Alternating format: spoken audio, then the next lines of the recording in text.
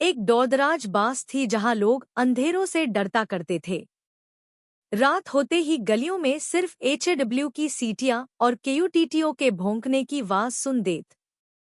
बस्ती वालाए अंधेरे में जलते चिराग को खुद समझकर पजा करते। उन्हें यकीन था कि ये चिराग उनकी हिफाजत करता है, लेकिन सच ये था कि ये चिराग सिर्फ एक जादू था जो लोगों को गुमराह कर रहा था। इसी बस्ती में एक नूरन चेहरा था, हजरत इब्राहिम ए डॉटेस। आप बचपन से ही सच को झूठ से अलग करने की कोशिश करते।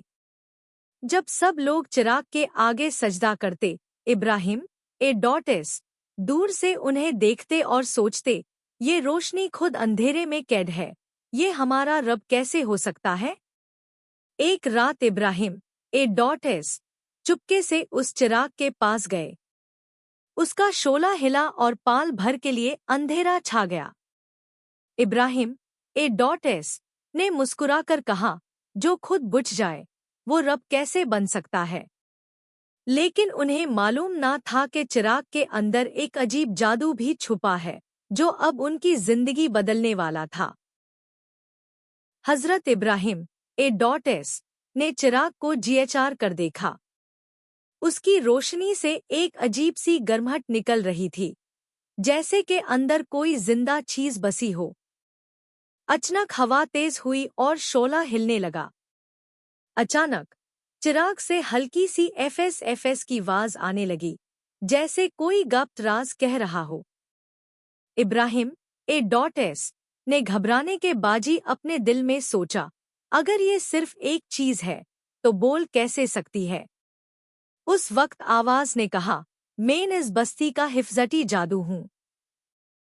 मुझे पीजिए, मैं तुम्हें ताकत और शोहरत दूंगा। इब्राहिम ए डॉटेस ने सकून से जवाब दिया, जो अपनी रोशनी को बचा नहीं सकता, वो इंसान की ताकत कैसे बनेगा। सिर्फ अल्लाह ही असल रब है। चिराग झिलमिलाया और उसकी रोशनी एक पाल के लिए और तेज हो गई, जैसे इब्राहिम ए डॉटेस की बात से वो घुसा हो। रात के संते में ऐसे लगता था कि चिराग जिंदा है, मगर इब्राहिम ए डॉटेस की हिम्मत और यकीन उन्हें मजबूत कर रहा था। दूर से कुछ लोग आ रहे थे। उनकी एडब्ल्यूज़ सुनाई दी, किसने हमारे महान चिराग को छेड़खानी की है। और यहाँ से इब्राहिम ए डॉटेस के इम्तिहान का नया सफर शुरू होने वाला था। रात के अंधेरे में जब लोग चिराग के पास पहुंचे, उन्होंने देखा कि इब्राहिम ए डॉटेस उसके सामने खड़े हैं। उनके चेहरे पर गुस्सा था और उनकी आवाजों में दर्द। एक बुजुर्ग गर्जने लगा, ये बच्चा हमारे रब के सामने खड़ा है, इसने चिराग की तौहीन की है। सब लोग मिलकर इब्राहिम ए डॉटेस पर इल्जाम लगाने लगे, लेकिन इब्राहिम ए डॉटेस की आंखों में सिर्फ सच का नूर था। आपने शांति से कहा, तुम लोग अंधेरे से डरता हो और उस चिराग की इबादत करते हो जो एक हवा से बुझ जाता है। क्या तुम्हें शर्म नहीं कि जो अपने आप को महफूज नहीं रख सकता, उसे तुम अपना रब कह रहे हो। बस्ती वालों के दिल में एक पाल के लिए खामोशी छा गई, मगर जादू से बंधे उनके जहां फिर से गुस्से से भर गए। एक औरत चीख कर बोली, ये लड़का हमारे देवता को खत्म करना चाहता है, पकड़ो आईएसी। लोग इब्राहिम ए डॉटेस की तरफ बढ़ने लगे, मगर उस वक्त चिराग का जादू और भी तेज चमक उठा, जैसे उसने खुद अपने बंदों को बचाने का वादा दिया हो। रोशनी के गर्द एक गोल हल्का बन गया जो इब्राहिम ए डॉटेस के चरण तरफ फैल गया। सब लोग हैरान रह गए। जब चिराग से निकलती रोशनी का हल्का इब्राहिम ए डॉटेस के गर्द फैल गया, तो सब लोग रुक गए। उन्हें लगा कि चिराग ने अपनी ताकत दिखाई है।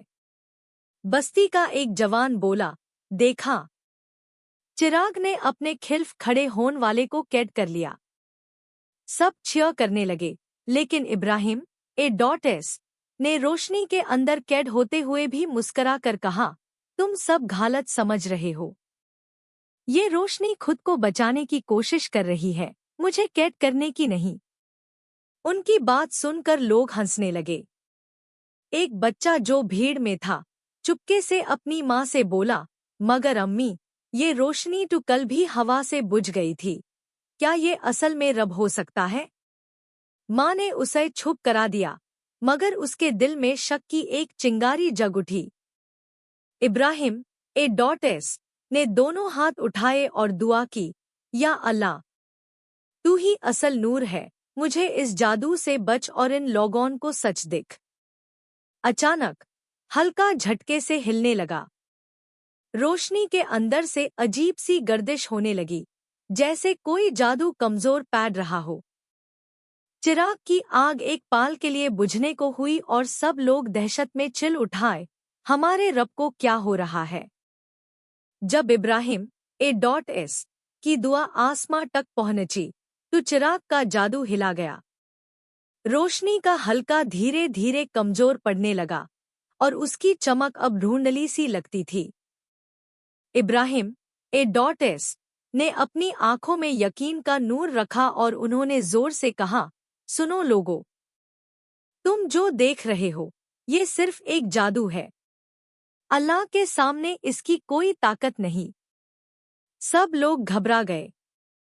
जो चिराग उनके लिए रब था, वो अब उनकी आंखों के सामने कमजोर हो रहा था। एक बुद्धि औरत ने रोकर कहा, अगर ये हमारा रब है तो अपने आप को बचाए क्यों नहीं? लोग अब बेचैन होने लगे। अचानक हवा का एक जोर का झोंका आया। चिराग का शोला हिलकर बुझ गया। रात के अंधेरे ने बस्ती को घेर लिया। आवाम का शोर बारह गया, किसी की चीख, किसी का रोना और किसी का गुस्सा।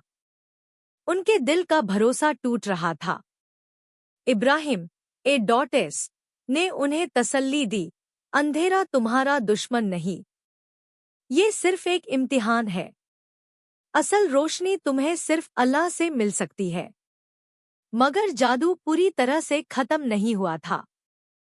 चिराग के अंदर से एक काली धुंध उठने लगी, जो हवा में टेर कर सबके गर्द फैल रही थी। चिराग के बुझ जाने के बाद भी सब कुछ खत्म नहीं हुआ। उसके अंदर से निकलती एक काली धुंध ने बस्ती की गलियों को घेरना शुरू कर दिया। ये धुंध सिर्फ अंधेरा नहीं थी, बल्कि जादू का एक ऐसा साया था जो लोगों के दिलों में खौफ और शक भर रहा था। लोग चीखने लगे, हमारे बच्चे, हमारे घर, ये क्या बाला है? इब्राहिम ए.एस. ने उन्हें रोकने की कोशिश की, डरो मत, ये सिर्फ एक झूठ का पर्दा है जो तुम्हारी आंखों के सामने डाला गया था। लेकिन लोग इस धुंध में और ज्यादा बहक गए। कुछ लोग बेहोश हो गए, कुछ अपने घर की तरफ भागने लगे। अचानक धुंध से एक आवाज गूंजी, ठंडी और भयानक, मैं तुम्हारा असली रक्षक हूँ। इब्राहिम झूठ बोलता है, मुझे छोड़ो मत, वरना तुम सब बर्बाद हो जाओगे। ये सुनकर लोगों में फिर से शक भर गया। एक जवान गरज उठा, शायद इब्राहिम ही हमारे लिए मुसीबत लाया है।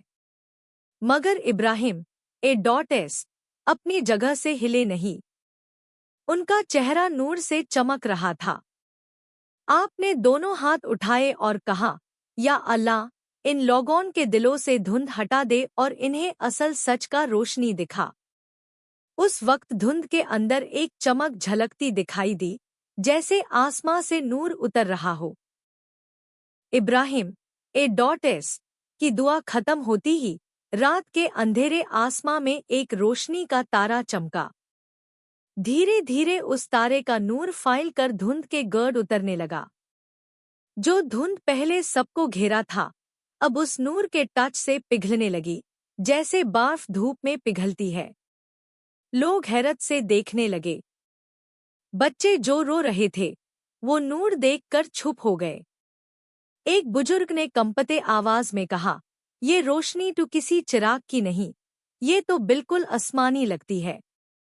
इब्राहिम ए.एस. ने मुस्कुराकर कहा, ये अल्लाह का नूर है जो तुम्हें बता रहा है कि असल ताकत उसके सिवा और किसी में नहीं। जब धुंध कमजोर होती गई, चिराग का असली रूप सामने आया। उसके अंदर से एक टूट-फूट पठार और पुराने नक्श निकलकर जमीन पर गिर गए। लोग हैरान रह गए। जिसे वो रब समझ रहे थे, असल में एक जादू का साधन था जो इंसानों को गुमराह करने के लिए बनाया गया था। अब बस्ती में खामोशी छा गई थी। सब लोग एक दूसरे को देख रहे थे, लेकिन इब्राहिम ए.एस. के चेहरे की रोशनी सबसे ज्यादा चमक रही थी। लेकिन उन्हें मालूम था, जादू खत्म होने के बावजूद असली इम्तिहान अभी बाकी था। जब चिराग का जादू पूरी तरह से खत्म हुआ, तो बस्ती वाले पहली बार खुद को खाली महसूस करने लगे। उनके दिल में सवाल उठ रहा था, अगर ये चिराग हमारा रब नहीं था, तो फिर हमने इतने सालों से किसकी इबादत की? ये सोचकर उनकी आंखों में आंसू आ गए। इब्राहिम ए.एस. ने उन्हें तसल्ली देते हुए कहा, तुम सबको गुमराह किया गया था। शैतान इंसान को हमेशा ऐसी चीजों से बहकने की कोशिश करता है। असल रब सिर्फ अल्लाह है, जो तुम्हें रोटी देता है, बारिश बरसता है और तुम्हारी हिफाजत करता है। मगर सब लोग एकदम मान गए, ऐसा नहीं हुआ। कुछ जवान अब भी जिद पर उतर आए। उनका लीडर, एक घमंडी शख्स, चीख कर बोला, नहीं, हमने अपनी आंखों से चिराग का जादू देखा है। अगर इब्राहिम सच बोलता है तो अपने अल्लाह से कहकर कोई निशानी दिखाए। बस्ती दो हिस्सन में बांट गई। एक हिस्सा इब्राहिम ए.एस. की तरफ था, दूसरा उनके मुखालिफ। आसमान बिल्कुल साफ था, चांद चमक रहा था। इब्राहिम ए.एस. ने सर उठाकर दुआ की, या अल्लाह, इन लोगों के लिए एक ऐसी निशानी दिखा जो इनके दिल से शक दूर कर दे। और उसी वक्त आसमां में कुछ अजीब होने लगा। इब्राहिम ए.एस. की दुआ के तुरंत बाद रात का आसमां चमक उठा। चांद के गर्द एक नूर का दायरा बन गया, जैसे एक रोशन ताज हो। लोगों ने पहली दफा ऐसी मंजर देखा। सबकी सांसें थम गई। फिर उस नूर के देर से हल्की हल्की रोशनी की किरणें जमीन पर उतरने लगी। जहां वो किरणें गिरती, वहां काली धुंध और अंधेरा बिल्कुल गायब हो जाता। बस्ती के एक तरफ खेतों पर वो नूर गिरा और सूखी जमीन से हरा भरा सब्जा उगने लगा।